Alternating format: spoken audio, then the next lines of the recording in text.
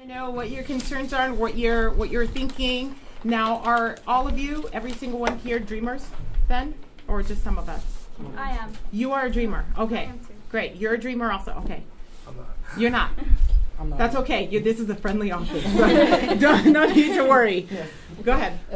So we are with the Enriching Utah Coalition. Mhm. And so we are group of different organizations that are advocating basically for policies that respect the rights and dignity of immigrant families Yeah. here in Utah. Yeah. And so specifically we're here obviously to talk about the DREAM Act and kind of what has been going on related to DACA. Okay. And we definitely appreciate, all your leadership related to the RAC Act Yes. and also TPS, Yeah. which I know is a big issue. We were just especially- talking about DPS just now. especially right now, which is something that we're also advocating for. Mhm. But we especially wanted to, leave the time for them to share their story, Yes. and really why the DREAM Act is so important for them. Okay. But then also we had some specific questions as to how we, what legislation you're supporting and how we can connect dots or support Okay. you to move something forward Okay. for a Th- permanent solution. Okay. Thank you. All right. Hi. Hi. Hi. So tell me your name again. Crystal. Crystal. You Yeah. are so cute. Thank you. Get that all the time. But I was brought into the United States 17 years ago. Okay. Thanks to DACA, I've been able to pursue an education at the University of Utah. Sorry, this is always so emotional. But thanks to DACA, I was able to participate in privately funded scholarships, and I've raised over $25,000 to pursue my college education. What are you studying? Kinesiology. Okay. And I hope to become an immigrant doctor Oh. and help my community. I volunteered so much with Primary Children's Hospital just to continue my education. And thanks to my parents, And you said you were brought over at what age? 18 months. 18 months. Mhm, Okay. I am 18 now. Okay. And thanks to my parents and their endless support, I've been able to accomplish the so-called American dream. Uh-huh. I immigrant chases. Yeah. I became homeless at 15. Hmm. And after becoming homeless, I was able to file for DACA, but I lost hope once I became homeless. I lost everything. My How parents, did that happen? an accidental fire. Everything was lost for our family. We are a family of 7. After that, DACA gave me the opportunity and the hope to see the light in my future. Now, I know I can accomplish many more things, and now I'm only counting the days till March 5th to know if my stay will be prolonged or revoked. And I don't know what is to come, Okay. but I do have hope that Okay. something will happen, and I'm only gonna be able to be here till 2019 Okay. with my DACA. Where do you live now? Rose Park. Rose Park? Mm-hmm. Okay. Salt Lake? Rose Park? Yes. Yes. Okay. Okay. Sorry. So my name is Tanya, and currently I am a senior at West High School. Okay. And up until now, I feel like I've been able to do so many things because of DACA. I was able to get a job, my first job right now, and I'm working and balancing being in Senate and being in Diversity Board as a Uh-huh. Dreamer representative. I think Right. it's important after this decision that came from the government to protect everybody that's at my school and everybody in the community that can help. So I've been involved in everything that I could to support all the other dreamers, because I know it's scary to go back into the shadows Okay. after we emerged. And I honestly I cried when I found out what happened with DACA, and I told my mom, and my mom told me the best thing You we mean can the do. revoking DACA? Yes. And my mom told me the best thing we can do is just keep going forward, whatever happens. You gave it your all.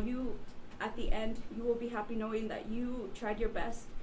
And if it doesn't work out, it doesn't work out. But I'm hoping, talking to you and talking to other people and getting the community together for something bigger, that we are able to round up a group of community. And we already have that at West High. We have a lot of teachers that are in support. We have a diversity board of multiple different ethnicities Mhm. that are coming together to write a resolution to protect our undocumented students Okay. right now. So Okay. we want to have a community. We want to work with our government. We don't want to have that separation, to continue to have that divide of us and them.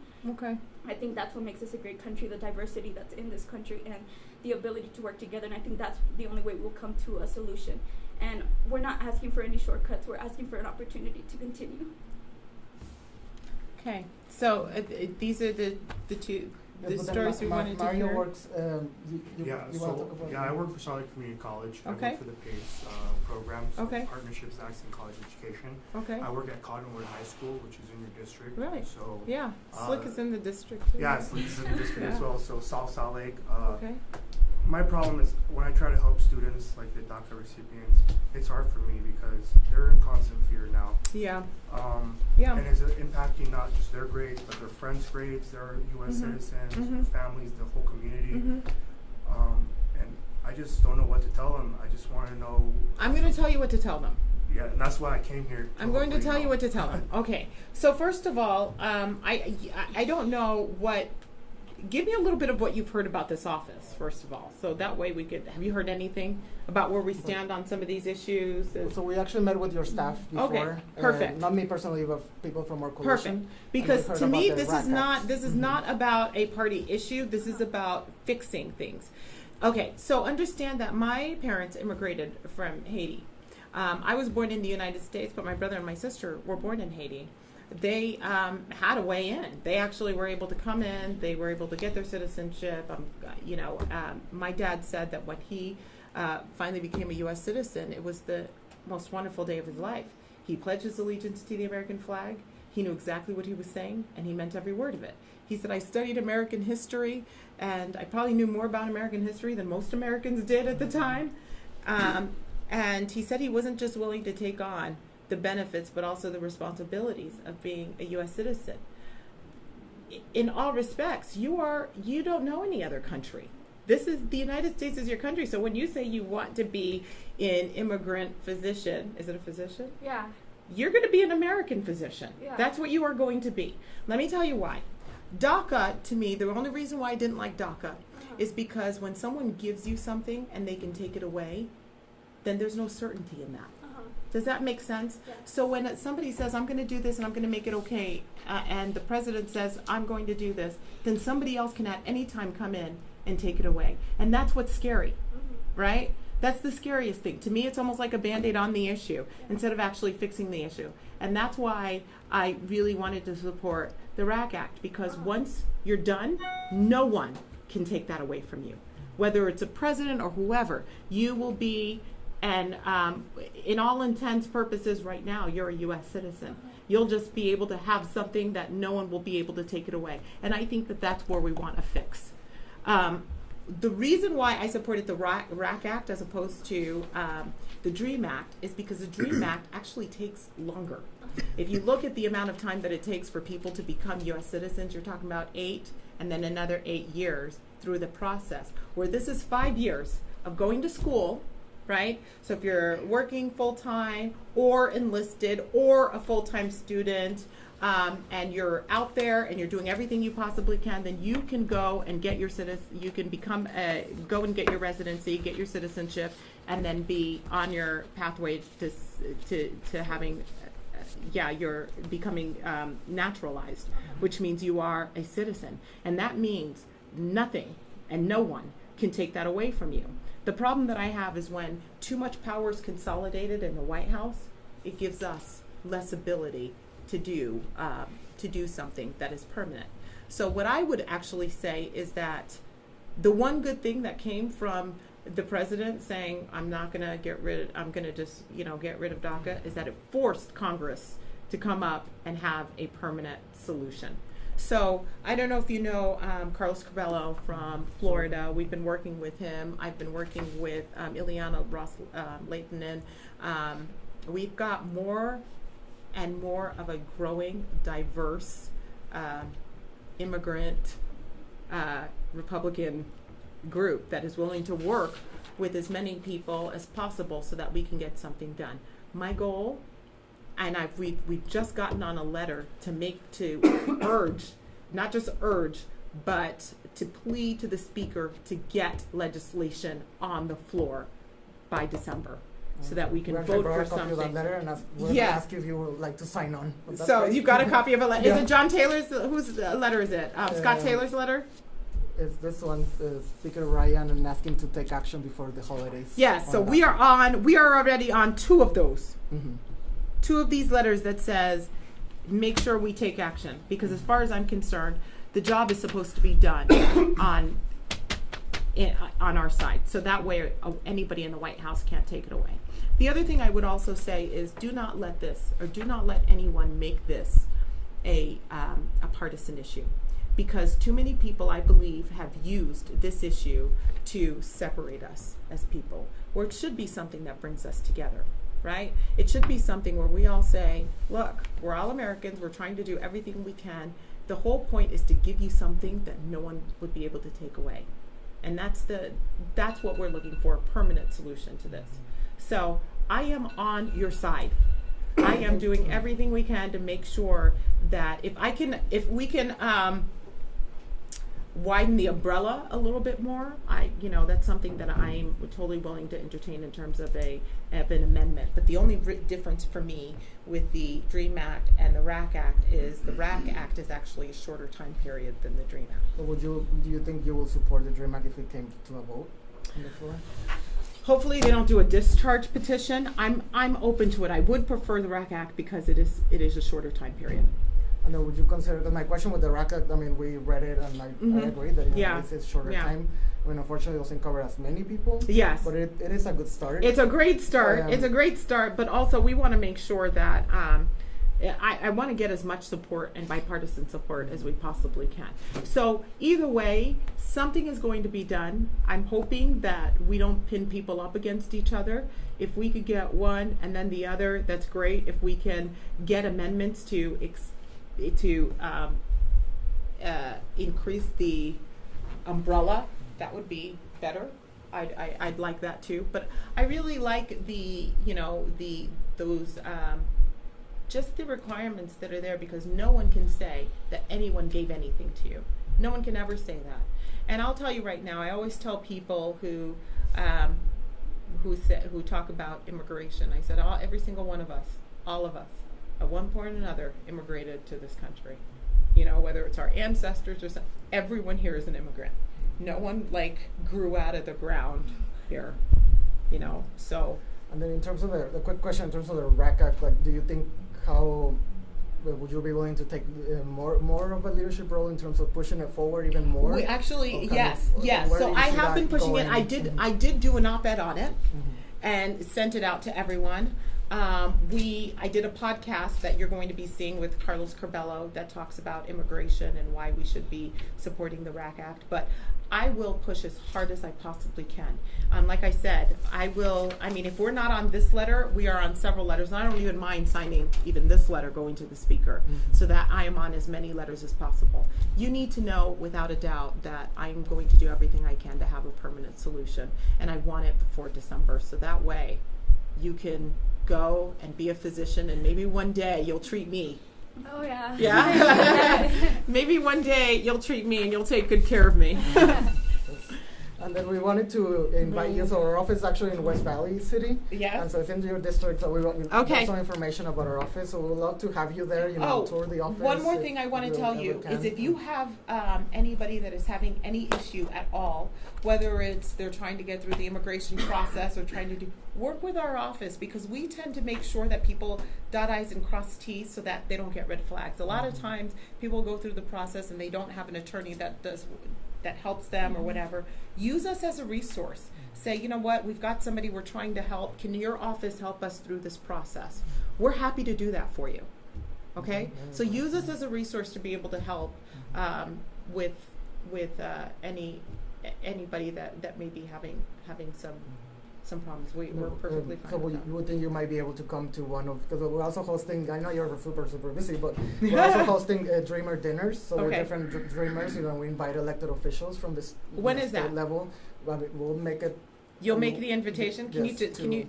I mean, you don't know it yet? No, we don't know. Okay. We'll adjust to your schedule. Let me know whenever you can. Okay. And we can definitely make it happen. Making sure that you hear more of the stories, you hear more. Which obviously you are very supportive, but I think it's always helpful to continue to put faces on the issue. And why it's so important for us as a community.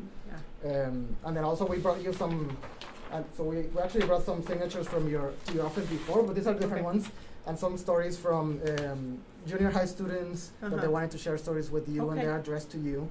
And then also some signatures that we were collecting from educators that are supportive of the Dream Act, Yeah. as well as students. Okay. And so we just wanted to leave this with you as well. Thank Just so you you. have more and more Thank you. background information in terms of just how important this is for us, and also if we can be a resource for your office. Yes. We have a ton of stories, facts, anything that Okay. you need to You know, to and if advance there are this issue several things, forward, there are you know. several times where we've used personal stories on the floor. You Mhm. know, when we've talked about people who have worked through and have had personal stories, and those are really compelling. So if you have any of those, I'll look through some of these. If you have any of those, hopefully we'll come and ask you if we can use any of these on the floor in Okay. terms of speaking on the floor. But Alright. thank you so much for what you Before do. to finish, because actually I was to split one of the issues that I want to bring to you, because I'm constituent of the Salt Lake City. Mhm. I live in because I work with them, but I work actually with the other part that is about healthcare, Mhm. and it's affect me so much. So it's why I'm here. And now I live in the 3933 South, 700 West, apartment 21 in Salt Lake City, 84123. Is that, So it's that's Mill Salt Creek. Lake, right? Yeah, That's it's the Mill Chris- Creek that area in Chris- Sunnyvale. I don't know if you know about that area. That is not. It's not it's not included In in this the. district. It's unincorporated. It's incorporated city. So I bring these things because actually I'm pretty concerned about the Affordable Care Act, and it's not The about what act? Oh, Affordable uh, Care Act, uh-huh. because I know that you signed in other time to like replace and take Fix it, that yes. thing. So the thing is, like, I have Affordable Care Act, and in this moment, in this year, because I came here in 2008, so since 2016, Mhm. it was my first time to apply for Affordable Care Act Mhm. and have an insurance. Mhm. So at this moment, last summer, I had a procedure that actually cost $20,000. That without insurance, it's kind of like difficult because my Well, income yeah. is almost that amount of money Mhm. every single year. So I'm pretty concerned about that thing. That I know that you want to replace, but I'm concerned about that thing. Okay, so here's what I need to say. Mm-hmm. We cannot have a healthcare system that completely works for some people and then doesn't work for a whole bunch of other people Mhm. also. We've got to find something Mm-hmm. where we can actually bring the costs down of healthcare, Mm-hmm. thereby giving more people more access to healthcare. The problem with the current Healthcare Act is that it's not sustainable. It's not going to last because it continues. The premiums continue to rise and rise and rise. What we need to, and there are people that right now that have insurance but can't ever use the insurance because you've got people that are incredibly Mhm. poor that can't even afford the deductible. You know, Mhm. $8,000 to go see a doctor, whoever uses that. Mm-hmm. It's just, to me, it's not okay. So what I'm trying Mhm. to do is not trying to take away healthcare from anybody. Mhm. What we need to do is start looking at places, pharmaceutical companies, the Mhm. cost of healthcare, to lower Mhm. the cost of healthcare, and thereby giving as many people as much access and as many options as possible Mhm. to healthcare. So that way we're not picking some people that have Yeah. healthcare and some people Yeah, that and don't. one of the things that is I'm concerned more because in the healthcare, like the other, the brings to the table Mhm. is like pretty high too, and actually it's the same thing I can afford for many of the these kind of new acts like the like the propositions about that thing is the same thing I can afford for that thing because it's like high. I saw the tables about the income, and I it's like increase. What are you the- talking? Are I you don't talking about remember healthcare or? yeah, it's like about healthcare, and it's about like the. I'll have to see the- what you're this- talking. I have to I see what you're remember the Cassie Graham bills. Mm-hmm. That is about that. In that, because I was like pretty like to try to involve in that kind of things because actually not only me, it has the Affordable Care Act, all my family has.